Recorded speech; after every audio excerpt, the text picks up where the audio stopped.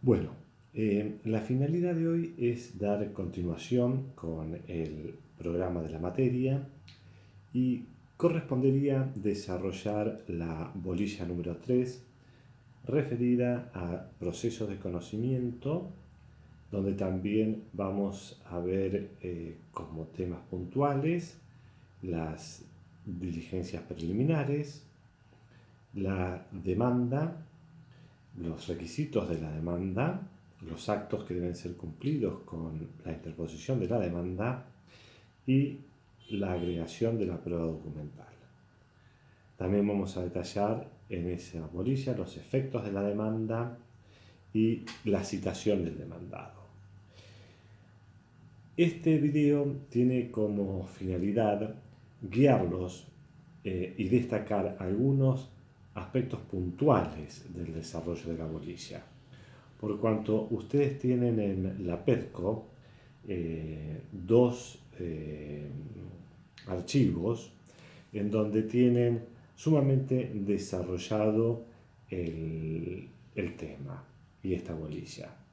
En primer lugar, hay un archivo con una elaboración teórica de la demanda y sus características que corresponde a un capítulo del libro de Alvarado Belloso,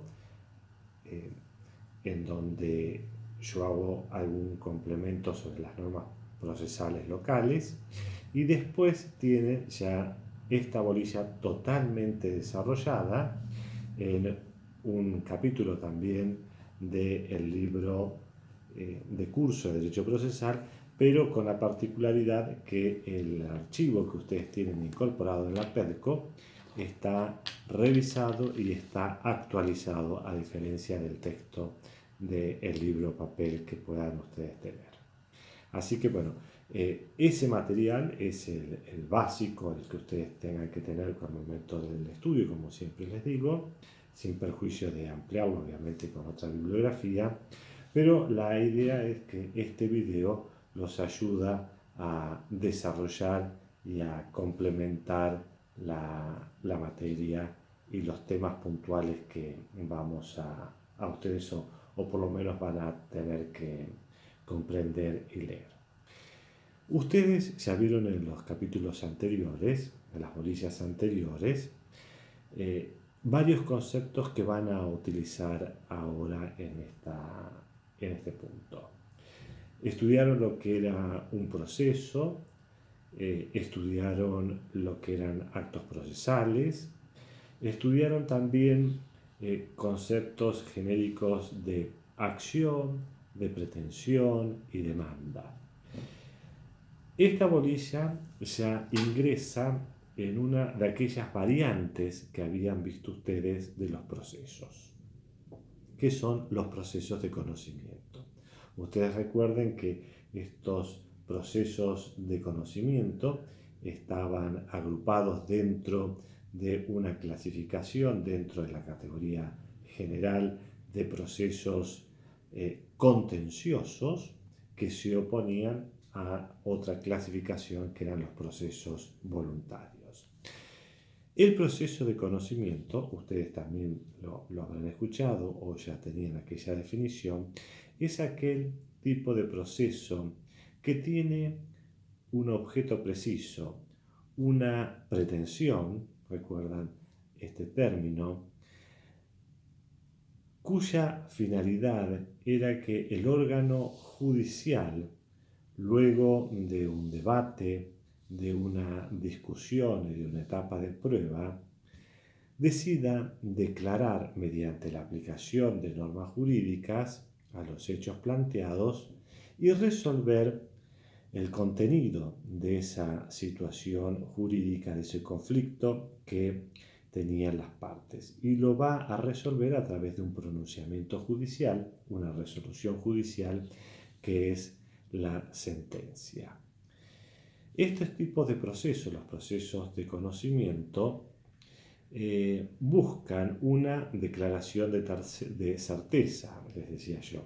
Hay toda una actividad cognitiva en donde hay que analizar aquella discusión, aquella relación entre las partes.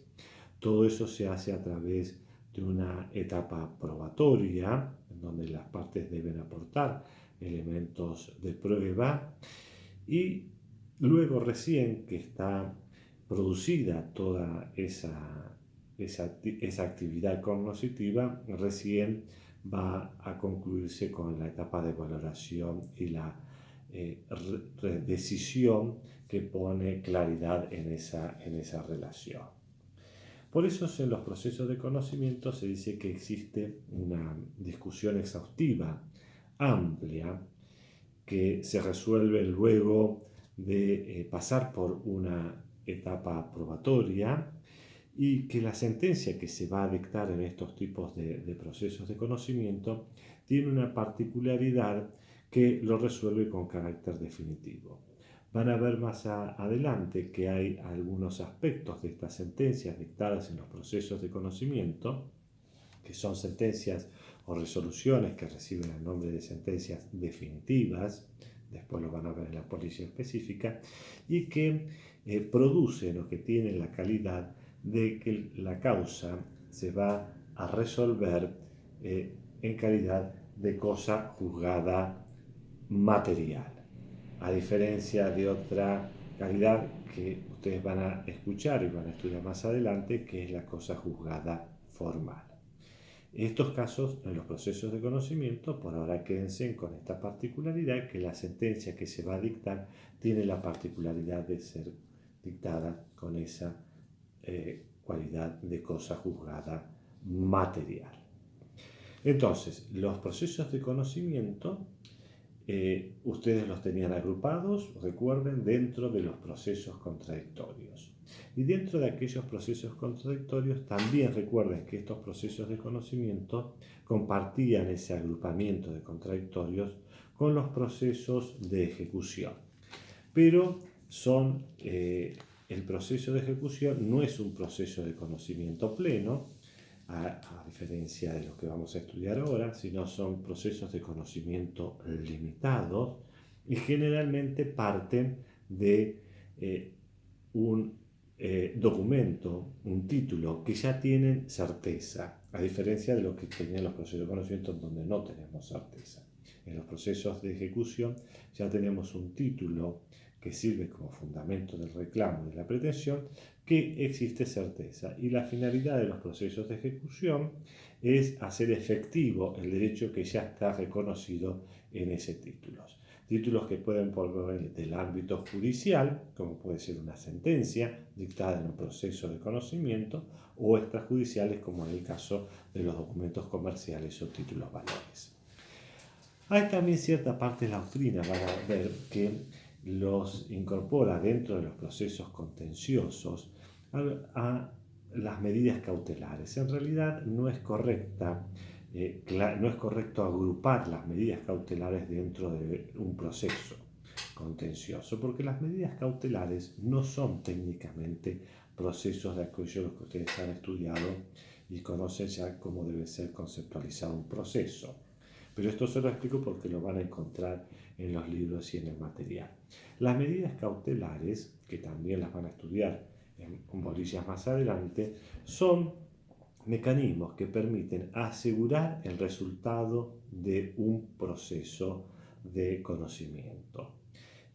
Cuando yo no tengo certeza que voy a poder lograr efectividad con la sentencia que vaya a dictarse en el proceso de conocimiento, la ley me permite, en algunos supuestos, con algunos requisitos, con algunos presupuestos, el dictado de medidas cautelares para asegurar aquel resultado.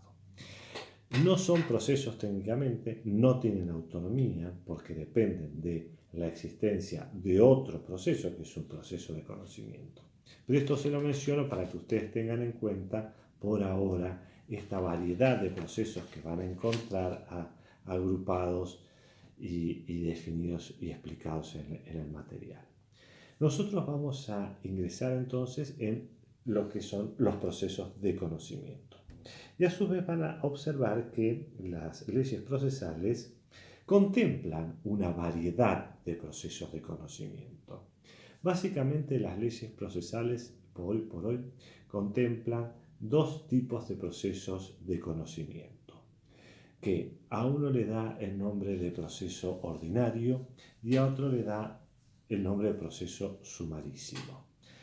Tengan en cuenta que ambos son procesos de conocimientos, en ambos hay etapa de prueba, en ambos hay incertidumbre y se pretende lograr una resolución judicial que brinde certeza en calidad de cosa juzgada material. Lo único que hace la ley es diferenciar este tipo de procesos de conocimiento en base a qué? En base a la mayor o menor complejidad en principio del tema que va a ser debatido en esos procesos. A una complejidad mayor le va a asignar un proceso de conocimiento mucho más, con etapas mucho más amplias, con plazos más largos, y le va a asignar el nombre de procesos ordinarios. También va a reservar los procesos ordinarios para no solo la complejidad del tema que se va a debatir, que es que va a venir con la pretensión, sino también existe una diferencia en cuantía económica. Para aquellos procesos que tienen una cuantía económica importante, les va a asignar el proceso ordinario.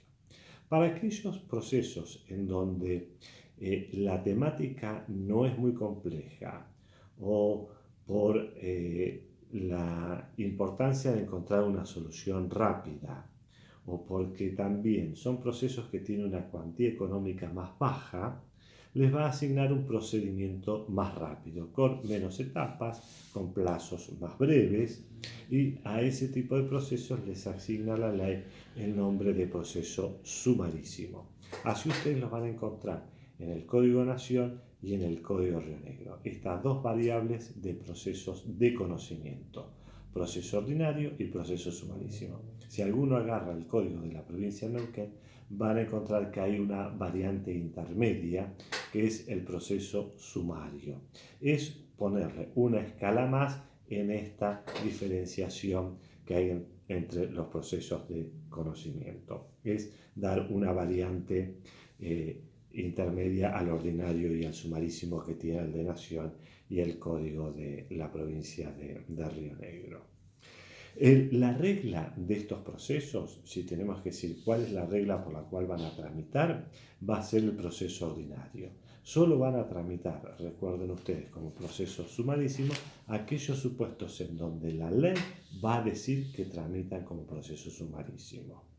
El resto de las pretensiones van a tramitar como proceso ordinario. Esa es la regla y la excepción es el proceso sumarísimo que establece la ley expresamente en qué supuestos. O sea que recuerden, en principio esta variedad de procesos de conocimiento, ordinario y sumarísimo, la regla el proceso ordinario y la excepción el proceso sumarísimo, solamente previsto para cuando la ley le asigna ese trámite. Las variables para diferenciación que ha utilizado la ley es a pretensiones más complejas o de una cuantía económica importante, le asigna el proceso ordinario.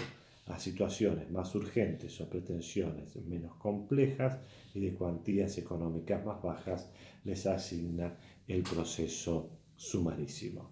Estas son determinadas pautas o reglas que ustedes deben tener en cuenta cuando vayan a estudiar este material en la bolilla.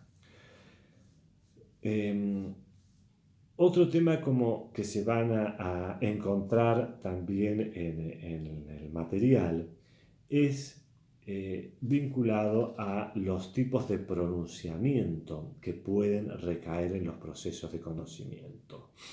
Van a encontrar que en los procesos de conocimiento se pueden dictar tres tipos de pronunciamiento que a veces son complementarios. En el mismo pronunciamiento pueden estar algunas de estas variables.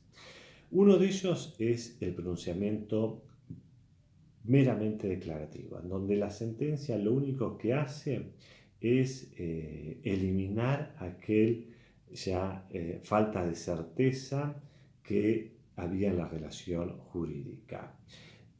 sin ninguna otra modificación, sin ningún otro agregado. Simplemente el pronunciamiento se encarga de establecer cuál es el derecho aplicable en esa relación jurídica. A esas sentencias se las denomina como meramente declarativas. Incluso van a ver que la ley le dedica un artículo especial en los códigos procesales a la acción meramente declarativa, a la acción que lo único que pretende lograr es un pronunciamiento de derecho, es decir, qué derecho, qué norma jurídica o qué normativa corresponde aplicar a determinada situación. Otro tipo de pronunciamiento que se pueden llegar a encontrar cuando se dictan procesos de conocimiento y se dicta la sentencia es la sentencia ya constitutiva.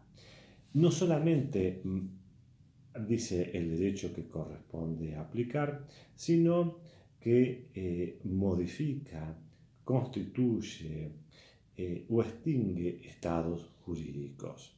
Ya está produciendo un efecto más que el simple declaración de derecho.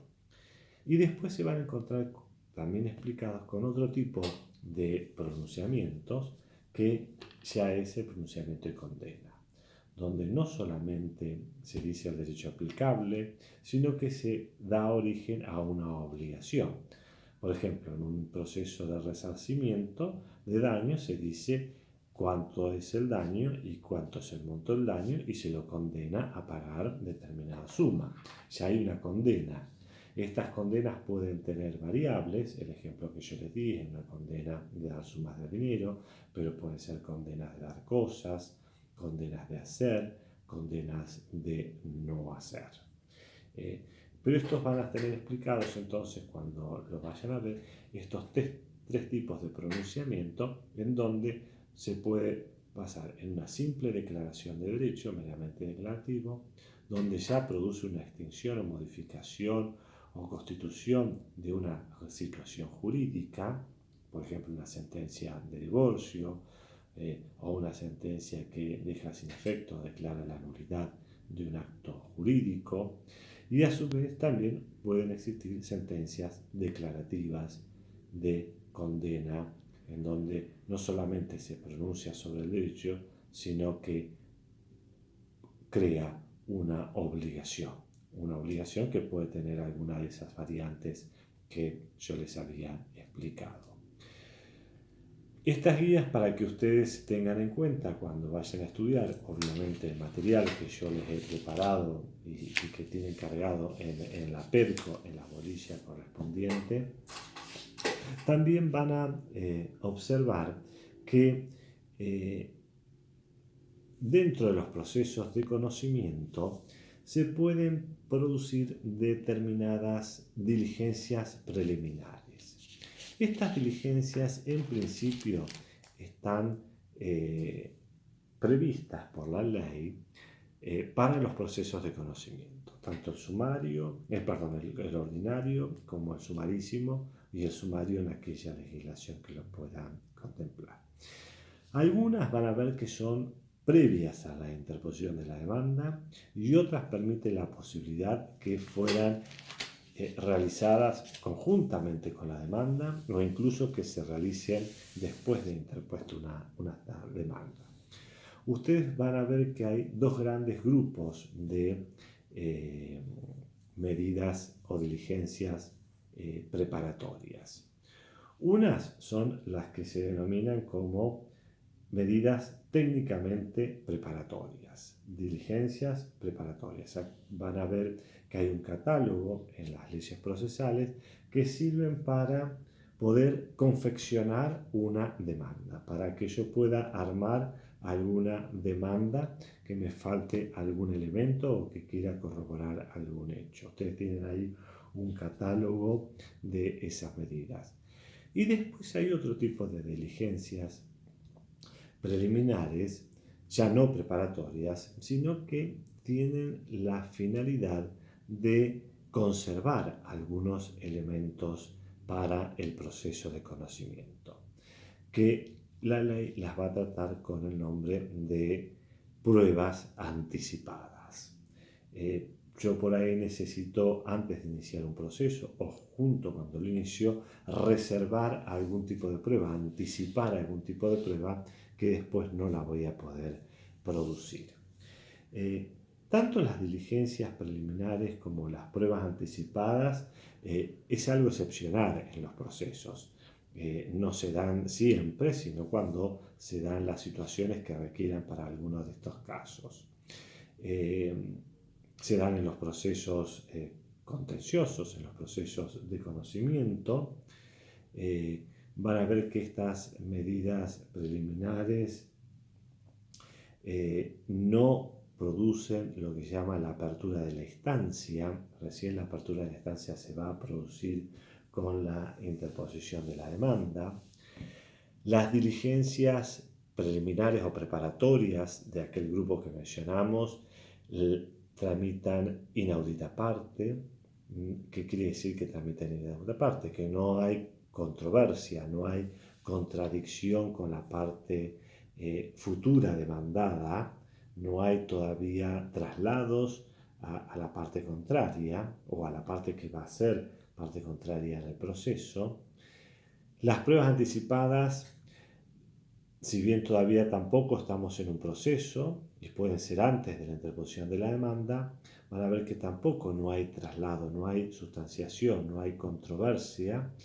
Lo único que hay que asegurar es que la parte demandada o la futura parte que va a ser demandada tenga la posibilidad de ejercer contralor sobre esas pruebas que se van a producir anticipadamente en una etapa anterior a la etapa normal de prueba. Y eso se garantiza con una citación a controlar la prueba, y en caso de que sea imposible la citación, se va a designarle un defensor oficial para que garantice, haga un control de que la prueba anticipada se va a realizar con las normativas que establece el código. Ustedes van a tener un catálogo importante de diligencias preliminares que están previstas en la ley. Y en cuanto a las pruebas anticipadas, la ley también contempla la posibilidad que se desarrolle, por ejemplo, la declaración de un testigo de avanzada edad o que esté próximo a ausentarse o a viajar fuera o ausentarse de la provincia, o como les decía, de avanzada edad o gravemente enfermo. O sea, son situaciones en donde yo puedo temer que cuando llegue la etapa probatoria el testigo no pueda aportar su testimonio, entonces yo adelanto esa prueba y la reservo para cuando después inicie la demanda para aportarla, o cuando ya inicie la demanda para adelantarla en la etapa. Por eso hay que garantizar la participación del demandado o del futuro demandado en el contralor de la prueba. El reconocimiento judicial también puede ser hecho en forma anticipada. Hay una pericia para constatar determinados daños físicos de una persona o de lugares, los pedidos de informes, la aportación de documentos o elementos documentales que después me van a servir para interponer la demanda o para garantizar el resultado de esa demanda. Por ejemplo, el caso de las historias clínicas en materia de juicios de mala praxis, la posibilidad que yo incorpore esos elementos al proceso antes de iniciarlo o en una etapa antes de la normal de procedimiento de prueba. Pero bueno, en esto tengan en cuenta estas variables de los dos tipos de diligencias preliminares. Unas son preparatorias, que sirven para preparar la demanda por algún elemento, y otras son las conservatorias, que me permiten conservar determinados elementos, principalmente elementos vinculados a la prueba, para después poder garantizarme y no perder esa prueba. Con esto terminamos estos algunos puntos que ustedes tengan en cuenta cuando vayan a estudiar esta policía, y en el video siguiente vamos a seguir con la demanda.